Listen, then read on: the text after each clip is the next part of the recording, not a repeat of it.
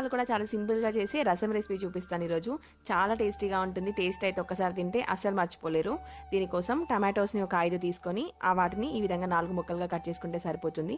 పెద్ద ముక్కలుగా ఉన్న పర్లేదండి. ఇలా టమాటోస్ అన్నీ కూడా వేసుకున్న తర్వాత ఒక గ్లాస్ వాటర్ వేసుకొని ఇందులోకి కొద్దిగా చింతపండు, సాల్ట్ వేసుకొని స్టవ్ మీద ఉంచేసుకొని టమాటోస్ బాగా ఉడికేంత వరకు ఉడికించుకోవాలి.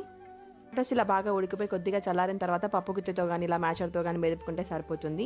ప్యాన్లోకి 2 టీ స్పూన్స్ వరకు ఆయిల్ వేసుకుని జీలకర్ర అది వేగిన తర్వాత కరివేపాకు, పచ్చిమిర్చి, కచ్చపచ్చగా దంచుకున్న వెల్లిపాయ ముద్దల్ని కూడా యాడ్ చేసుకొని బాగా వేయించుకోండి. అలాగే ఎండుమిర్చిని, సన్నగా తరిగిన ఆనియన్స్ని కూడా యాడ్ చేసుకొని ఆనియన్స్ కొంచెం బాగా వేగిన తర్వాత ఇందులోకి 1/2 టీ స్పూన్ వరకు పసుపును యాడ్ చేసుకోండి. అలాగే మనం ముందుగా తీసి పెట్టుకున్న టమాటో రసం ఇందులోకి యాడ్ చేసుకోవాలి.